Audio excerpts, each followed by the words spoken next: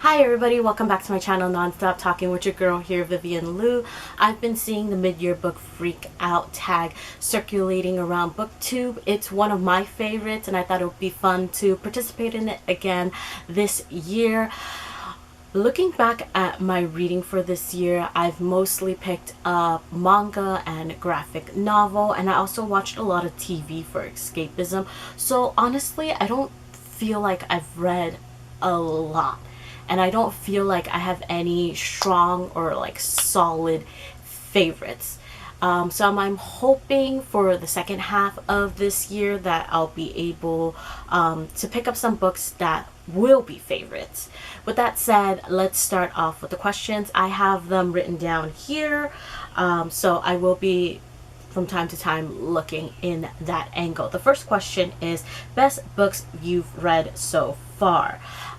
So I would say that probably it's gonna be Bad Blood. The full title is Bad Blood: Secrets and Lies in a Silicon Valley Startup by John Carreyrou. Hopefully I am not butchering that name too much. Anyways, I first heard about this book from, I think her channel is now Merrily Kristen, but previously it was Super Space Chick. So that's where I first heard about it, and it sounded like an interesting book, but I wasn't like jumping to pick it up. But I mentioned it to a friend who ended up getting it for me as a gift.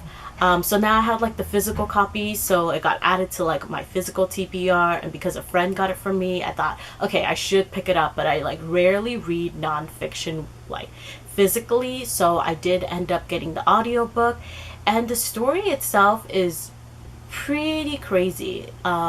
So it's like based on this one person, what's her name? Elizabeth Holmes, and it's about her like scam healthcare technology company. I never heard about it in the news. I guess like I'm just super uneducated about it, but wow, it went for a really long time and it did a lot of damage and a lot of people really believed her. I think one of my friends ended up watching the documentary that's on HBO, and it's called The Inventor. So if you don't feel like picking up the book because it's pretty chunky, it's pretty thick, I would recommend just even giving the documentary a watch. I haven't seen it, but my friend says it's good, so just to know about this thing that happened. Number 2 is the best sequel you've read so far. That would be probably Concrete Rose by Angie Thomas. So it's the prequel to The Hate You Give. Honestly, all her books have been on like the bestseller list like consistently forever. So I feel like everyone has read at least The Hate You Give. And then with Concrete Rose, it follows like Star's dad. But if you haven't read any of Angie Thomas's books, I think you really should. They're awesome. Number 3 is a new release you still haven't read but want to. Ooh, I don't know if I want to, but I do need to read, is A Court of Silver Flames by Sarah J. Maas.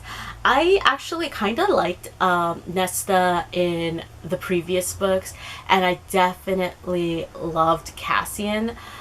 So I was super excited for this book. I pre-ordered it, and then when I first got it, I was really turned off by the cover. I was like, ooh, this is not a cute cover. It doesn't follow the previous covers. So that kind of like pushed it lower on like my like mental TBR.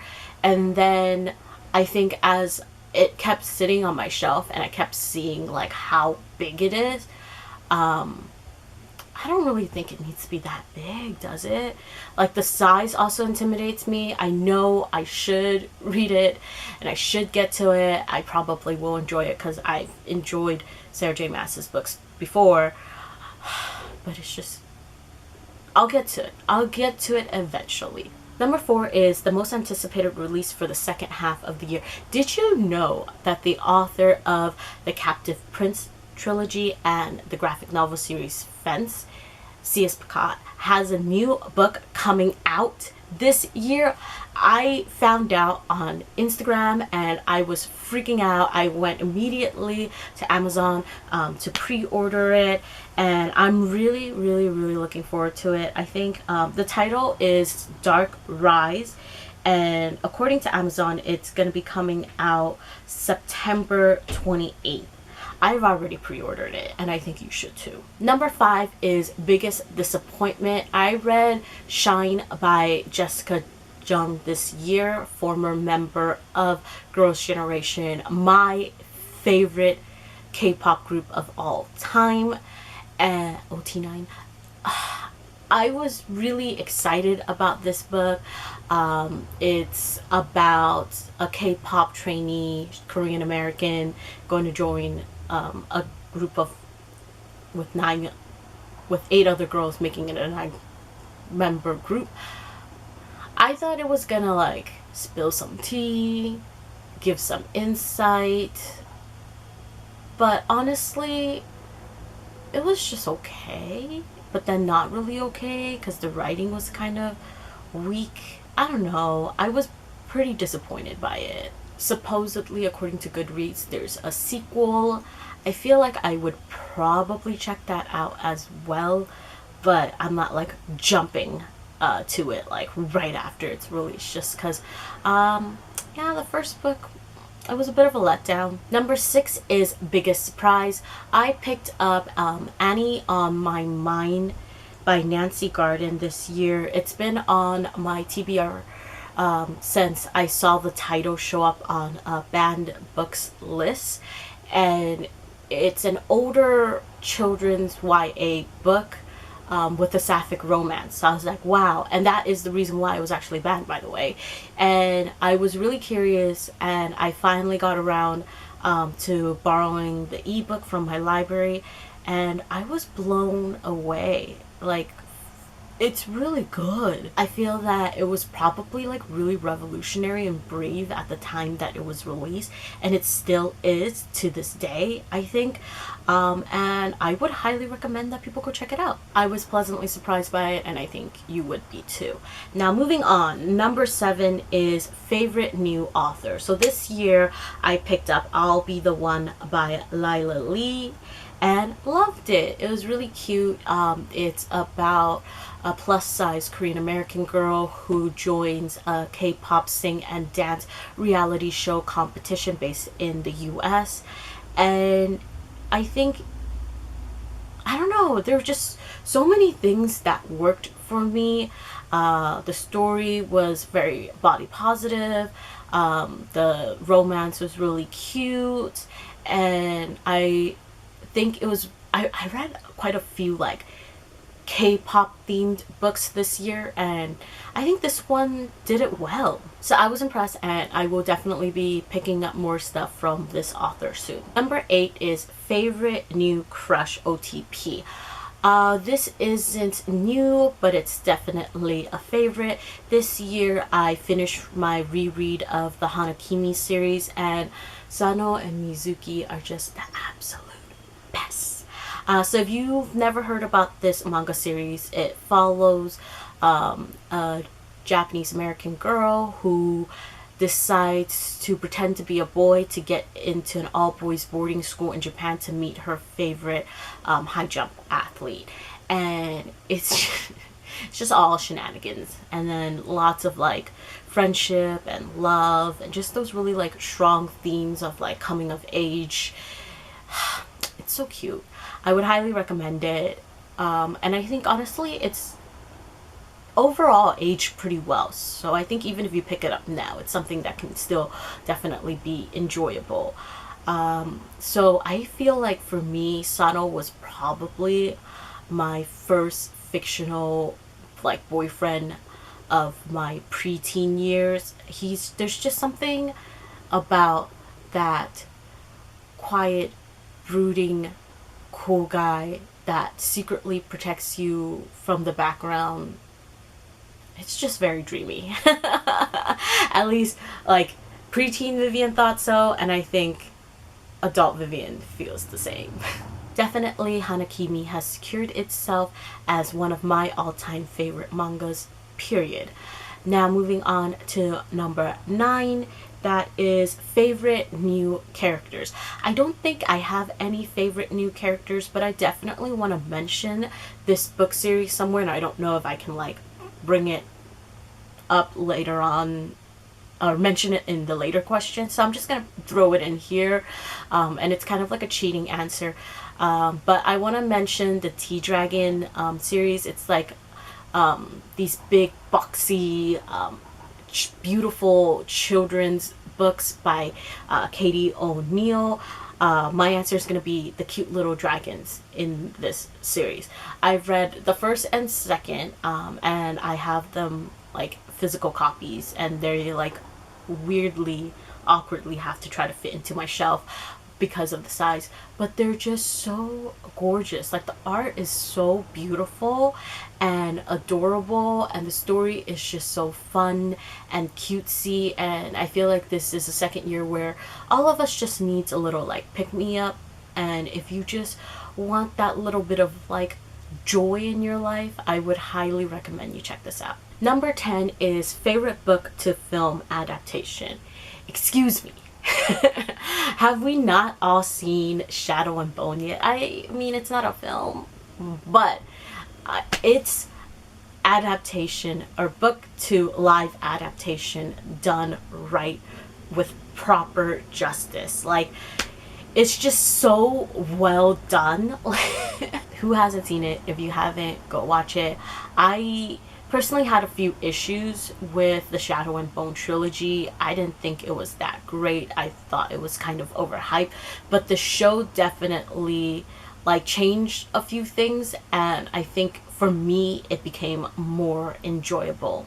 And I wish the first season was longer, but they've already announced the second season and I'm so excited. Number 11 is favorite posts you've done this year. I don't know if I have a favorite post because I don't really post, but I do want to insert this little self-promotion here. I'm embarrassed to do this, but I should. And that is that I published something on Amazon Kindle this year. The title is 27-Year-Old Virgin Body and Mind. It's a feminist collection of short anecdotes and poems.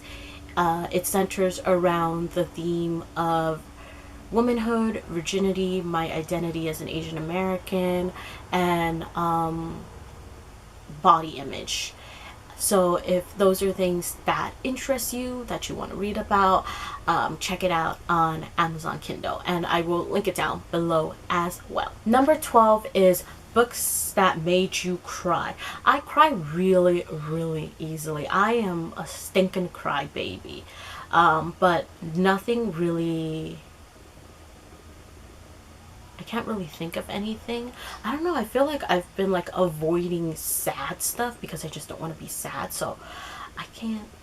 Yeah, I can't really think of anything. So I'll skip this question for now. Number 13 is a book that made you happy besides Tea Dragon, which once again, if you need some joy in your life, go pick that up. I read 2 like funny mangas, and I think they're hilarious.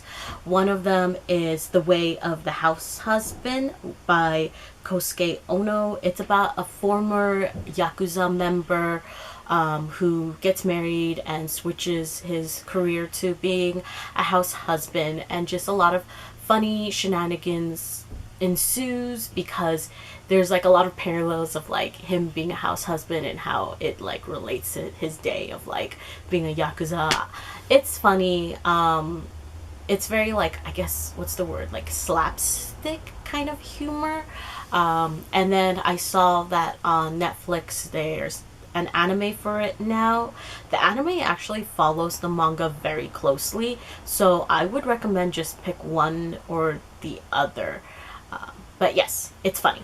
The second one, my brother recommended it to me. He told me that it was a Harry Potter parody, and that's why I picked it up. The title is Mashley Magic and Muscles by Hajime Kotomo, and it's just super it's so stupid, and that's why it's funny. So if you like just things that are so unbelievably dumb that you're just like, I can't help but laugh, this is the type of manga for you. The story is about like a mortal who was, I can't remember. I think he was raised by someone who had like really weak powers, and then now he has to like go to magic school, but he doesn't have any magic, and then he just uses a lot of like his because he's very strong, so he just uses kind of his muscle ability to mask the fact that he doesn't have magic but can do what people with magic does do. It's funny, go check it out. I apologize for the background noise. I think one of my neighbors is starting their construction project, but I mean, there's nothing I can do about it. But I'm sorry anyways if it is distracting. But we only have a few questions left. Number 14 is most beautiful book you've bought so far this year. I got really into the Puffin and Bloom cover art. I like 2 years ago bought the Little Woman version and loved it, and then this year I got the Anne and Green Gables.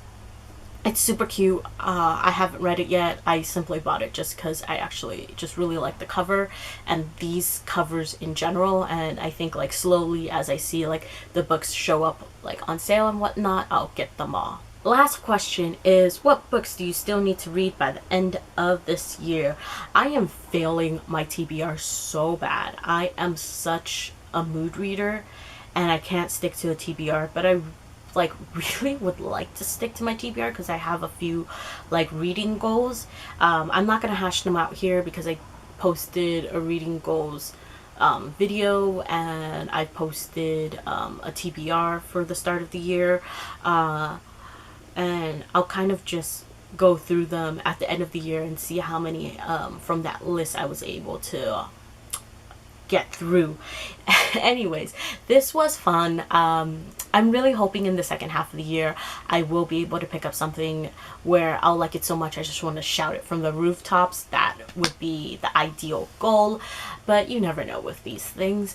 However, I have been watching a lot of good stuff on TV, and I will be working on that video next. So outro time. Like, comment, subscribe. See you in my next video whenever that is.